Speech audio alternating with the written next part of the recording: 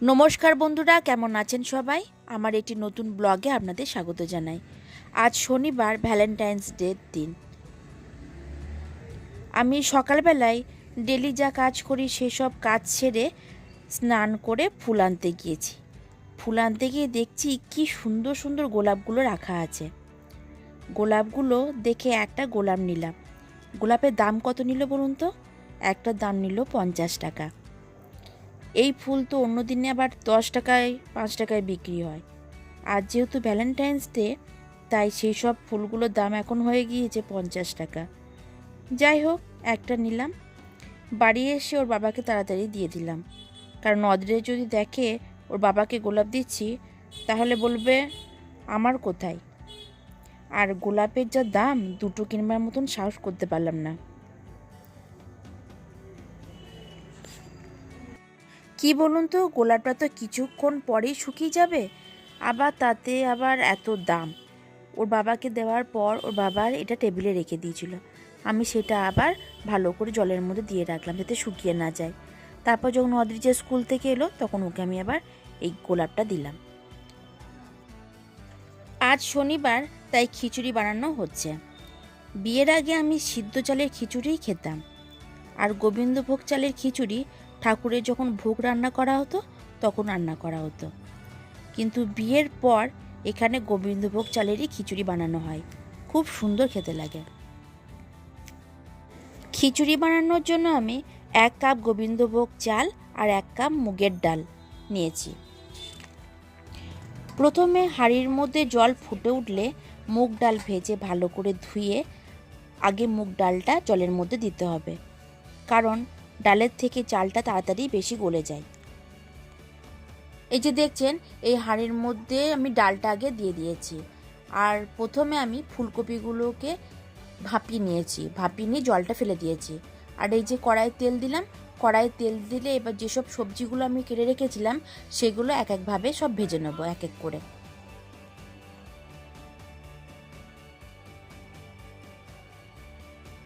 কড়াইয়ে তেল গরম হয়ে গিয়েছে। এবার এই দেখুন, আমি যে নুন হলুদ মাখিয়ে রেখেছিলাম আলুগুলো ভালো করে এবার ভেজে নেবো লাল লাল করে। এবার আলুগুলো ভাজা হয়ে গিয়েছে, আলুগুলো তুলে নিয়ে এবার হাঁড়ির মধ্যে দিয়ে দেবো, কারণ আলু সিদ্ধ হতে একটু টাইম নেয়, তাই আগে আমি আলুটাই দেব।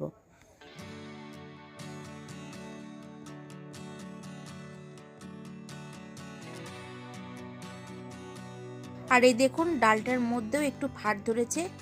এরকম অবস্থায় আমি কাঁচা লঙ্কা কুচিগুলো দিয়ে দিচ্ছি। এতে দিচ্ছি সামান্য পরিমাণে হলুদ আর নুন।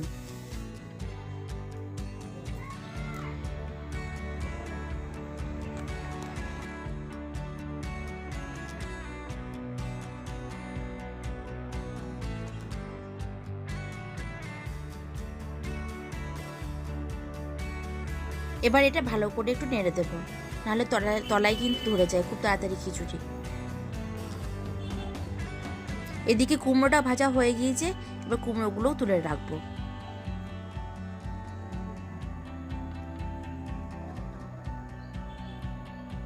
আর কুমড়ো ভাজতে তো বেশিক্ষণ টাইম নেয় না, তুলে রেখে দিয়েছি কুমড়োগুলো।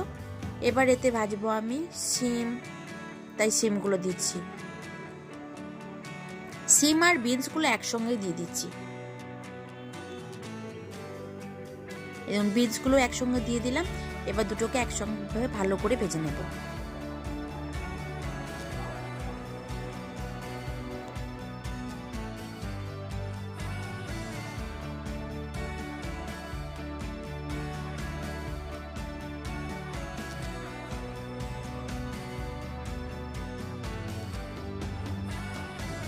একবার এদিকেও নেড়ে দিচ্ছি যাতে তলায় না ধরে যায়, আর এদিকেও ভেজে নিচ্ছি।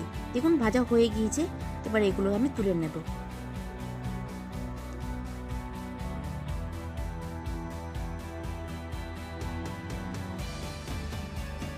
এই দেখুন, চালটা আমি ধুয়ে রেখেছি।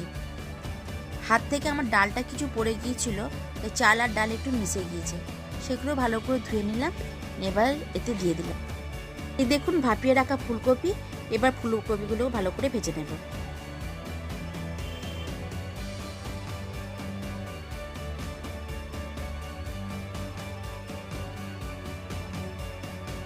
এবার ফুলকপিগুলো ভাজা হয়ে গিয়েছে, এবার এগুলো তুলে নেব।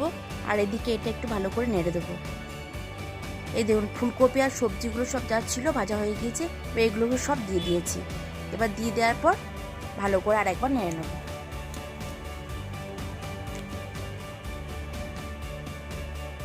এবার কড়াইয়ে আবার একটু তেল দিলাম, কারণ ফোড়নটা বানাতে হবে তো। এ দিয়েছি জিরে, নিয়েছি সামান্য 5 ফোড়ন, তেজপাতা আর শুকনো লঙ্কা। এটা আমি তেলের মধ্যে দিয়ে দেবো।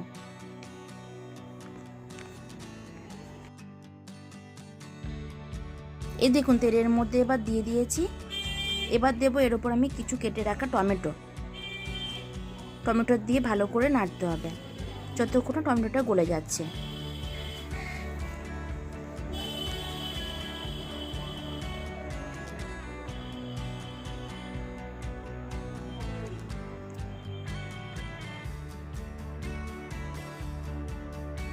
এবার এতে আমি দেবো সামান্য ধনে গুঁড়ো, সামান্য জিরে গুঁড়ো, নুন, হলুদ আর একটু লঙ্কার গুঁড়ো।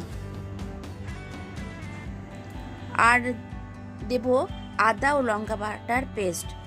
রান্না করতে করতে দেখছি বেশি ছিল না, পরিমাণটা অল্পই ছিল, কিন্তু এতে 1 চামচ ভর্তি করে দিলে আরও ভালো হতো। যেহেতু আমার বাটা ছিল না, তাই আমি দিনই 1/2 চামচের মতনই দিয়েছি আদা ও লঙ্কা বাটা দিয়ে ভালো করে মশলাটা কষিয়ে নিতে হবে। আর ছিল কিছু মটরশুঁটি, দেখুন মটরশুঁটিগুলো এবার এই টাইমে দিয়ে দিলাম। মটরশুঁটিটা বেশি ভালো করে ভাজতে হবে। এই মশলা থেকে যখন দেখবো চারিপাশে তেল বেরিয়ে এসছে, তখন ভাববো মশলাটা কষানো হয়ে গিয়েছে। তখন আমি এইটা পুরো হাঁড়িটার মধ্যে ঢেলে দেবো, দিয়ে ভালো করে নেড়ে নেবো।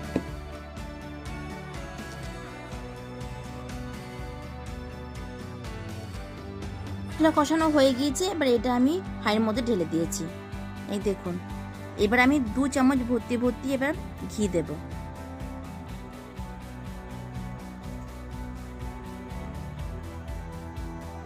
ব্যাস ঘি দিয়ে আর একটু নেড়ে নেবো। তার উপর আমি কিছু কুচিয়ে রাখা ধনেপাতা আছে সেগুলো ছড়িয়ে দেবো, দিয়ে ঢাকা দিয়ে দেবো। ভাবুন তো কি সুন্দর গন্ধটা হবে। দিয়ে খিচুড়িটা বানানো হয়ে গেল। এবার আমি বানাবো টমেটোর চাটনি। চলুন ওটাকেও বানিয়ে ফেলি। এই দেখুন ধনেপাতা কুচি দিয়ে দিয়েছি, এবার ঢাকা দিয়ে রেখে দিলাম। আর এইদিকে আমি টমেটো চাটনি বানাবো। প্রথমে কড়াইয়ের মধ্যে সামান্য তেল নিলাম। তেল নেওয়ার পর দেবো আমি শুকনো লঙ্কা আর 5 ফোড়ন। এই দেখুন এটা হচ্ছে শুকনো লঙ্কা, এটা হচ্ছে 5 ফোড়ন। 5 ফোড়নটা অল্প দেবো, কারণ মুখে লাগলে খুব তেতো লাগে তো, তাই অল্পই 5 ফোড়নটা দিয়েছি। দিয়ে এবার আমি টমেটোগুলো দিয়ে দেবো। এই দেখুন টমেটোগুলো আছে, এবার টমেটোগুলো সব দিয়ে দেবো।